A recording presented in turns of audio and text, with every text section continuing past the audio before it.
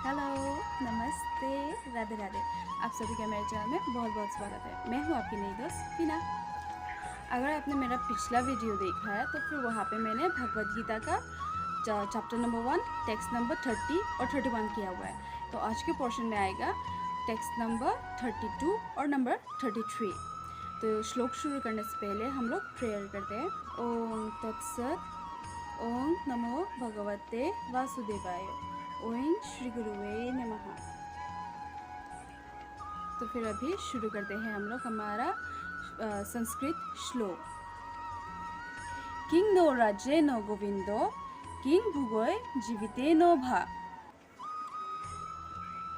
येषम अर्थे काक्षितं नो राज्यं बुघा सुखनि च। और श्लोक नंबर 33 जिसका संस्कृत श्लोक है। तो इमे अवस्थिता युद्धे प्रणाम त्यक्त्वा धनानि च आचार्य पितरो पुत्रास तथैव च पिता मोहा। और जब हम लोग इस संस्कृत श्लोक को तोड़ के पढ़ते हैं तो इसके वर्ड्स कुछ इस तरह से होते हैं। तो सबसे पहला श्लोक है किंग नो राज्य नो गोविंदो किंग भुगोय जीविते नो भा। तो किंग इसका मतलब है व्हाट यूज या फिर क्या उपयोग। नो मतलब हमें टू अस। राज्य नो इसका मतलब है राज्य किंगडम। गोविंदो गोविंदो भगवान श्री कृष्ण का नाम है। किंग मतलब क्या। भुगोय उसका मतलब है आनंद। जीवितेनो मतलब जीवित रहना मीन्स जिंदगी जीवन। भो मतलब भी।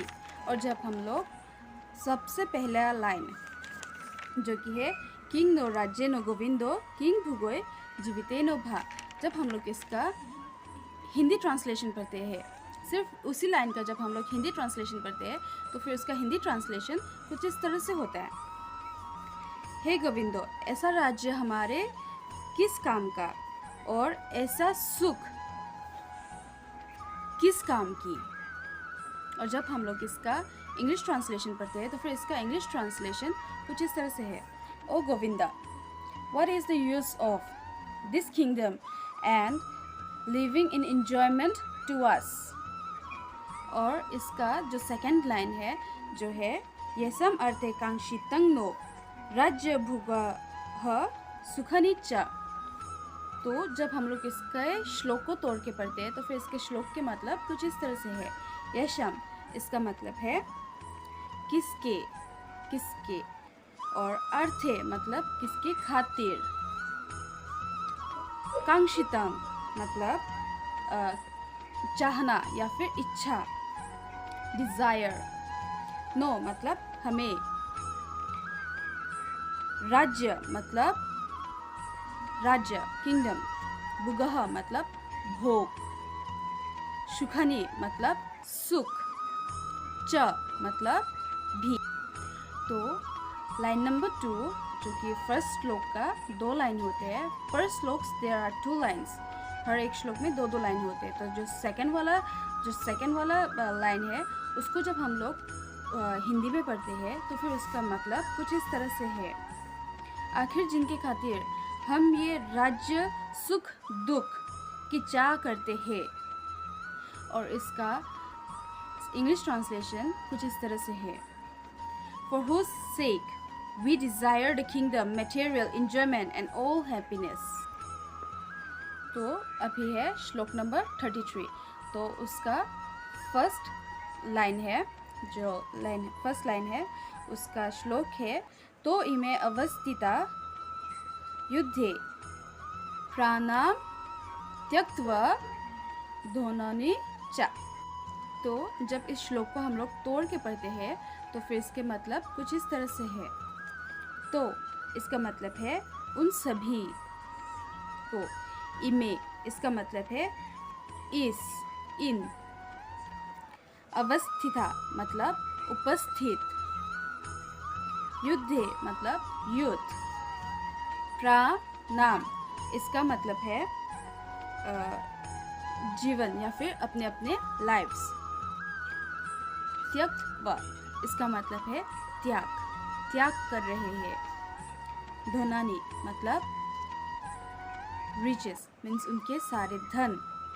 च इसका मतलब और भी। तो इसका जब हम लोग हिंदी ट्रांसलेशन पढ़ते हैं, इसका हिंदी ट्रांसलेशन कुछ इस तरह से होता है। इस युद्ध में उपस्थित सभी ने अपने प्राण और अपने धन दोनों को त्याग कर यहाँ आए हैं। और जब हम लोग इसका इंग्लिश ट्रांसलेशन पढ़ते हैं तो फिर इसका इंग्लिश ट्रांसलेशन कुछ इस तरह से होता है। In this battle, all of them situated here, giving up their lives and riches too. और जब हम लोग सेम श्लोक का जो नेक्स्ट लाइन है उसमें जब जाते हैं तो फिर उसका संस्कृत श्लोक ये है। आचार्यो पितरो पुत्रास तथैव च पितामह। तो इसमें जब हम लोग इसके मीनिंग को पढ़ते हैं तो इसके मीनिंग कुछ इस तरह से है। आचार्य मतलब गुरुजी, पितरो मतलब पिताजी, पुत्रस मतलब उसके सारे बेटे या फिर उसके सारे पुत्र। तथैव इसमें दो अलग अलग वर्ड है, तथा एव। तो तथा का मतलब है साथ में और एव इसका मतलब है निश्चित रूप से। और पिता मोहा इसका मतलब है दादाजी। और जब हम लोग इसका हिंदी ट्रांसलेशन पढ़ते हैं तो फिर इसका हिंदी ट्रांसलेशन कुछ इस तरह से होता है। गुरु, पिता, पुत्र और साथ ही में दादाजी भी यहाँ है। और जब हम लोग इसका इंग्लिश ट्रांसलेशन पढ़ते हैं तो फिर इसका इंग्लिश ट्रांसलेशन कुछ इस तरह से है। There are teachers, fathers, sons and certainly even grandfathers. तो बैक इन द स्टोरी जब हम लोग यहाँ स्टोरी में जब जाते हैं तो फिर वहाँ पे हमें क्या पता चलता है कि अर्जुन जो भगवान श्री कृष्ण से कह रहा है कि इस युद्ध में उसके सारे परिवार वाले, सारे सगे संबंधी यहाँ पे आए हुए हैं और जिनके लिए वो ये इस युद्ध से वो राज्य चाहता है, खुशी चाहता है, सुख चाहता है और अपने परिवार वालों के साथ जो वो ज़िंदगी बिताना चाहते हैं, वो सारे लोग तो यहाँ इस युद्ध में उपस्थित हो चुके हैं। इस युद्ध के बाद क्या मिल सकता है? उनको राज्य मिलेगा, उनको सुख मिलेगा, ज़्यादा से ज़्यादा उनको ज़िंदगी मिल जाएगी। लेकिन ये सब कुछ उसकी किस काम की? क्योंकि जिसके साथ वो ये सब कुछ बांटना चाहता है वो लोग तो शायद रहेंगे ही नहीं इस युद्ध के बाद। तो मेरा वीडियो आज के लिए यहीं पे ख़त्म होता है। मैं यहाँ पे अपना वीडियो ख़त्म कर रही हूँ। हम लोग मिलेंगे, मैं आपसे मिलूँगी नेक्स्ट वीडियो में। तब तक आप सभी को थैंक यू सो मच। और मैं कोशिश कर रही हूँ कि मेरे साथ जितने भी श्लोक्स में या फिर मेरे संस्कृत के उच्चारण में जितने भी मिस्टेक्स आ रही है उसको मैं करेक्शन करने की कोशिश कर रही हूँ और उन सबको मैं प्रैक्टिस कर रही हूँ। और जितने भी गुरुजन हैं कृपया मुझे माफ़ करें अगर कहीं मेरी उच्चारण में गलतियाँ या मिस्टेक्स आ रही है तो फिर आप सभी को नमः और राधे राधे। जय गीता, जय गीता, जय गीता।